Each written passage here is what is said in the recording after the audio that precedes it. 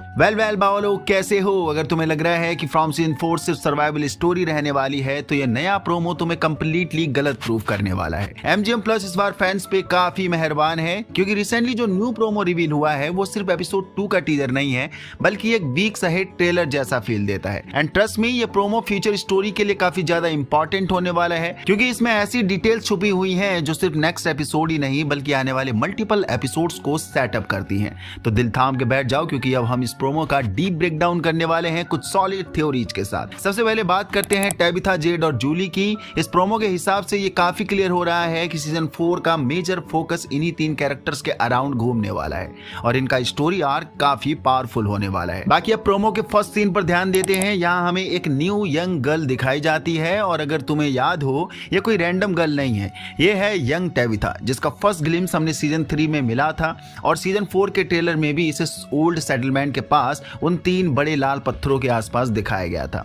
इस new promo में एक बंदा इस यंग टेबिथा से डॉल छीनते हुए दिख रहा है और अगर ध्यान से देखो तो ये डॉल बिल्कुल उन स्केयर क्रोच जैसी लगती है जिन्हें हमने ट्रेलर में देखा है अटैक करते हुए। बाकी अब यहाँ एक इंपॉर्टेंट डिटेल नोटिस करो, टेबिथा जिस पोजीशन में बैठी है वो क्लियरली इंडिकेट करता है कि वो कोई फ्लैशबैक या मेमोरी रिकॉल एक्सपीरियंस कर रही है और यहाँ जो पुराने जमाने का वुडन व्हील दिख रहा है वो एक ओल्ड विलेज सेटिंग का हिंट देता है। इससे ये पॉसिबिलिटी स्ट्रांग होती है कि ये सिर्फ फ्लैशबैक नहीं है बल्कि टेबिथा का ओरिजिनल पास्ट हो सकता है या फिर वो अपने ओरिजिनल पास्ट को ही देख रही है जहां वो बचपन में अपने गांव में थी, मींस उसकी ओरिजिनल फॉर्म में। और सबसे इंटरेस्टिंग बात, ये फ्लैशेस टेबिथा को तब आ रहे होंगे जब वो दोबारा ओल्ड सेटलमेंट पर आती है क्योंकि सीजन 3 में भी यंग टेबिथा का फ्लैश उसे यहीं पर रिकॉल हुआ था और ट्रेलर में भी हम देख चुके हैं टेबिथा फिर से वही जगह पर पहुंच चुकी है जहां वो जायंट स्केयरक्रो उन पे अटैक भी कर रहा है। अब यहाँ एक डार्क कनेक्शन बनता है, हो सकता है कि पास में यंग टेबिथा इन स्केयरक्रोज के साथ इंटरेक्ट करती थी और अब वही चीज उसे हॉन्ट कर रही है या फिर ये सब उसे कुछ याद दिलाने की कोशिश कर रहे हैं यानी उसका पास्ट यानी स्केयरक्रो का अटैक एक ट्रिगर हो सकता है और हाई चांसेस हैं कि ये सीन हमें एपिसोड 3 में ही देखने को मिलेगा। अब शिफ्ट करते हैं जेड की तरफ। जेड का आर्क भी यहाँ से काफी इंटेंस होने वाला है। प्रोमो में हमें ये 4 लोग वायलिन बजाते दिखते हैं। ये है Christopher, one eyed skull holder man, एक वर्ल्ड वॉर सोल्जर और वो बंदा जो रूट सेलर में दिख चुका है पहले ही। इन सबको एक साथ देखकर एक स्ट्रॉन्ग हिंट मिलता है ये सब जेड के ही डिफरेंट वर्जन्स हो सकते हैं अलग अलग टाइमलाइन से एंड जेड को ये सब उसका पास्ट याद दिलाने की कोशिश करी जा रही होगी इस मोमेंट से। बाकी इस थ्योरी को और स्ट्रॉन्ग बनाता है वो ब्लू शर्ट बॉय जो जेड के साथ दिख रहा है जिसके हाथ में भी वायलिन है। यहाँ ये क्लियरली यंग जेड लग रहा है, बिल्कुल यंग टेबिथा की तरह और ट्रेलर में भी ये बंदा टनल्स के अंदर दिख चुका है हमें जेड के सामने।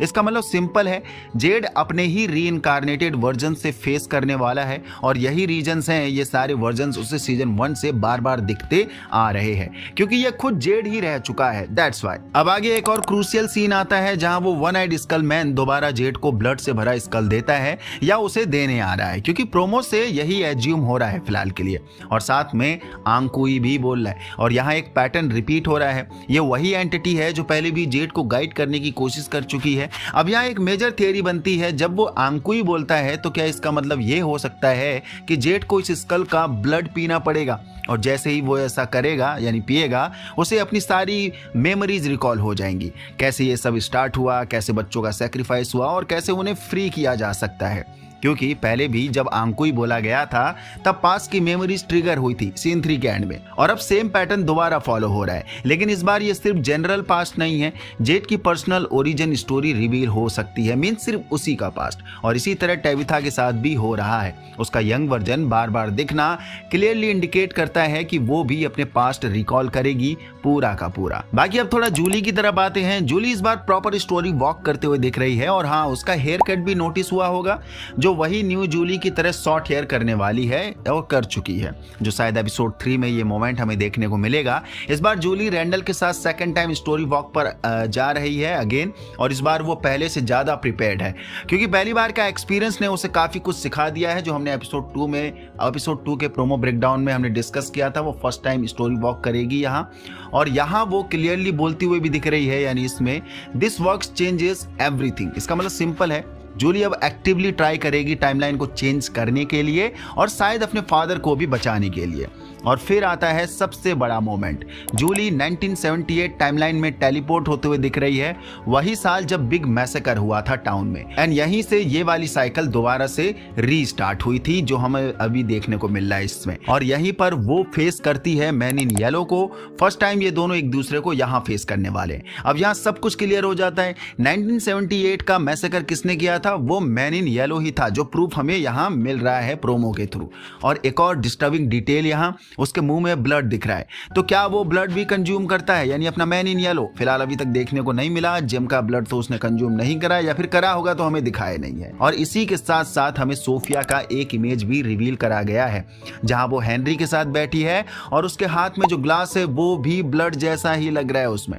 और उसकी वो इविल स्माइल क्लियरली इंडिकेट करती है कि कुछ बहुत डार्क चल रहा है यहाँ। बाकी जूली पहली बार मैन इन येलो को देखने वाली है यहाँ, और उस रिएक्शन से क्लियर है वो कंप्लीटली ट्रॉमेटाइज्ड होने वाली है और वापस जाकर सबको बताएगी कि 1978 का मैसेकर इसी ने किया था।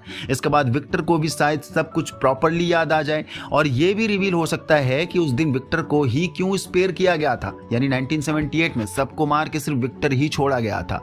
और ट्रेलर में जो विक्टर की ड्राइंग हमने देखी थी मैन इन येलो की, वो शायद इसी मोमेंट के बाद की होगी जो विक्टर ने बनाई होगी। तो ओवरऑल देखा जाए जूली एक बहुत ही इंपॉर्टेंट कैरेक्टर बनने वाली है, जो स्टोरी वॉक के थ्रू इस टाउन के पास के सीक्रेट्स अनकवर करेगी। लेकिन एक और चीज नोटिस करने वाली है, इस बार man in yellow direct attack नहीं कर रहा है, वो एक अलग गेम खेल रहा है। क्योंकि 1978 का अगर मैसेकर देखें तो साफ हिंट मिल रहा है, इंडिकेट हो रहा है कि मैन इन येलो ने डायरेक्ट अटैक किया, जितने भी लोग थे सबको मार डाला, चीर फाड़ ब्रूटली जो दिख रहा है। लेकिन इस बार वो मेंटली खेलना चाह रहा है, लोगों के बीच मिसट्रस्ट क्रिएट करना चाह रहा है, उन्हें एक दूसरे के खिलाफ करना चाह रहा है और उन्हें अंदर से तोड़ना चाह रहा है, जिसका प्रूफ हमें एपिसोड 1 में मिल ही चुका है, जब वो लास्ट में उस फादरी को मारता है तब। और यही इस सीजन का सबसे डेंजरस एंगल हो सकता है।